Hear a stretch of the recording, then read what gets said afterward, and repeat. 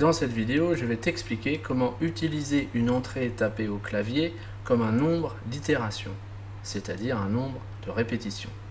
On souhaite par exemple écrire un programme qui affiche une ligne autant de fois que l'utilisatrice ou l'utilisateur l'aura demandé.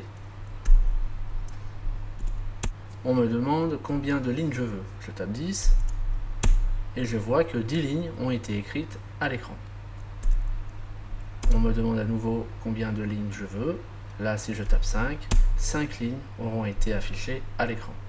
Donc ici, c'est le nombre entré au clavier qui indique le nombre de fois où l'instruction for devra être répétée.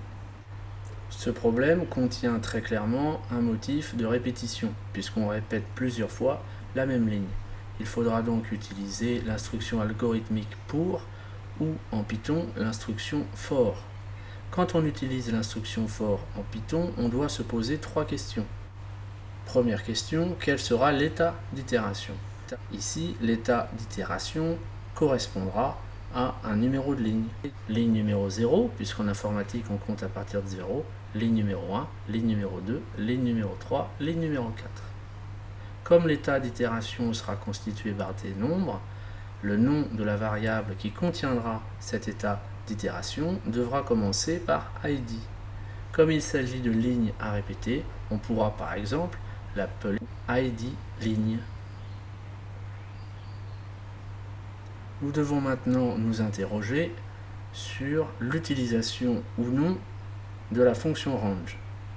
Ici, clairement, on doit utiliser la fonction range, puisqu'on veut répéter plusieurs fois la même chose.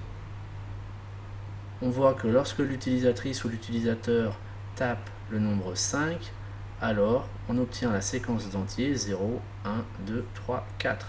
Et quand l'utilisatrice, l'utilisateur rentre le nombre 10, on obtient la séquence d'entiers 0, 1, 2, 3, 4, 5, 6, 7, 8, 9.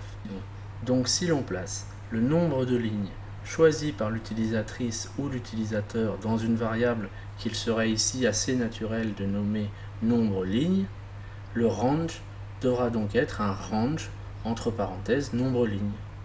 Puisque range le 5 c'est 0, 1, 2, 3, 4, range le 10 c'est 0, 1, 2, 3, 4, 5, 6, 7, 8, 9, donc range nombre de lignes, puisque 5 et 10 seront contenus dans la variable nombre de lignes. Mets la vidéo sur pause et essaye de trouver le programme qui correspondra alors à ce problème. Voilà le programme Python correspondant.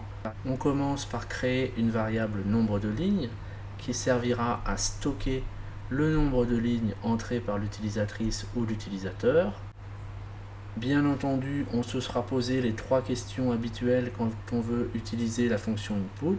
La première question, c'est le nom de la variable qui stockera la saisie au clavier. Ici, il est tout à fait naturel de la nommer nombre de lignes, puisqu'il s'agit justement d'un nombre de lignes. Ensuite, on se pose la question du formatage de l'entrée. Ici, un nombre de lignes pourra être qu'un nombre entier. Il faudra donc formater l'entrée en utilisant la fonction int. Et enfin, on pourra rendre interactif le programme en ajoutant un message à destination de l'utilisatrice ou de l'utilisateur. Ici, la variable nombre de lignes va contenir justement le nombre de lignes que l'on souhaite afficher. Il s'agira donc, comme je l'expliquais tout à l'heure, d'un range entre parenthèses nombre de lignes.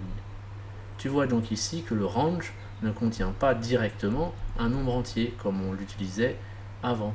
Il contient une variable et cette variable contient elle-même des nombres entiers.